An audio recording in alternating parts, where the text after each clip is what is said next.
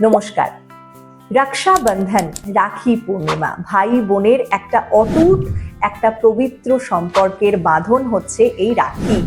এবং বোন ভাইয়ের দীর্ঘায়ু কামনা করে, মঙ্গল কামনা করে এই রাখি কিন্তু তার হাতে পরিয়ে দেয়। আমরা আজকে রাখি পূর্ণিমার কি ইম্পর্টেন্স রয়েছে, কিভাবে আমরা এটাকে পালন করতে পারি, সেই নিয়েই কিন্তু কথা বলবো।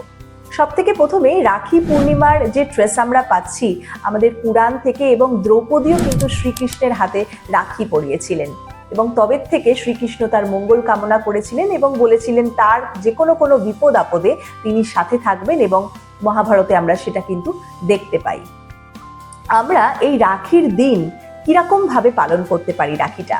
সব থেকে প্রথমে রাখির যে পালন করার যে থালিটা, আমরা যে থালিটা সাজাই রাখির দিনে ভাইয়ের বা দাদার জন্যে, সেটাতে আমরা সব থেকে প্রথমে পিতল অথবা তামার থালা ইউজ করব।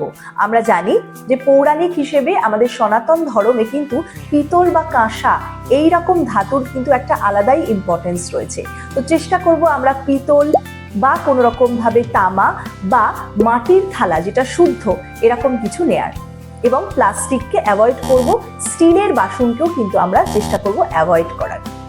এরপরে সেই থালাটিতে আমরা কালারফুল রাখি যেন হয়, যেটা আমরা ভাই বা দাদার জন্য চুজ করছি, এবং অবশ্যই যেটা এটা সুতো, যে কোনো কাপড়ের সুতো হিসেবে আমরা ধাগাটাকে ইউজ করছি।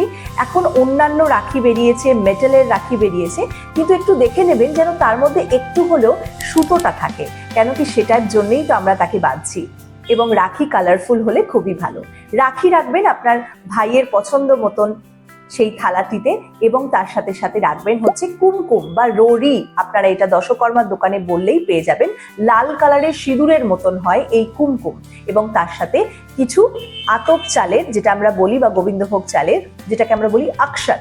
এই আকশাত হচ্ছে চালের মতন হয়, আপনারা পেয়ে যাবেন হচ্ছে দশকর্মার দোকানে।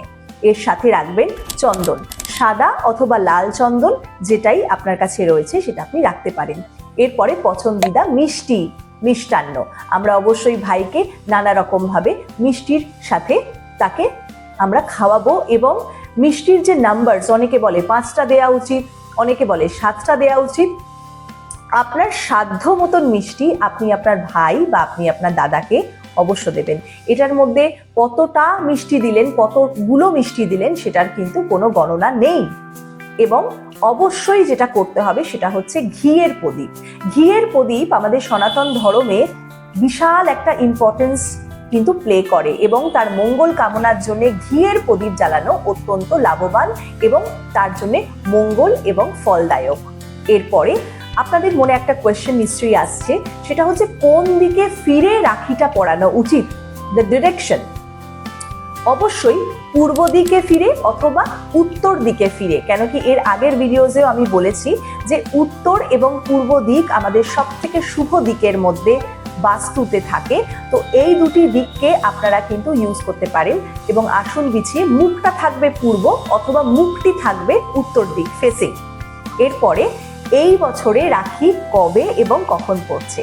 সব থেকে প্রথমে রাখি পড়ছে 9ই আগস্ট শনিবার। এই দিন রাখি এই বছর 2025-এ কিন্তু পালিত হবে, এবং কটার থেকে কটা?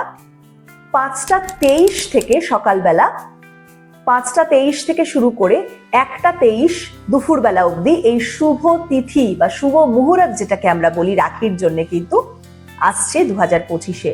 আপনাদের সবাইকে রাখি পূর্ণিমার অনেক অনেক শুভেচ্ছা জানাচ্ছি। ভিডিওটি কেমন লাগলো অবশ্যই কিন্তু কমেন্ট করে জানাবেন। Healing astro, heal your life.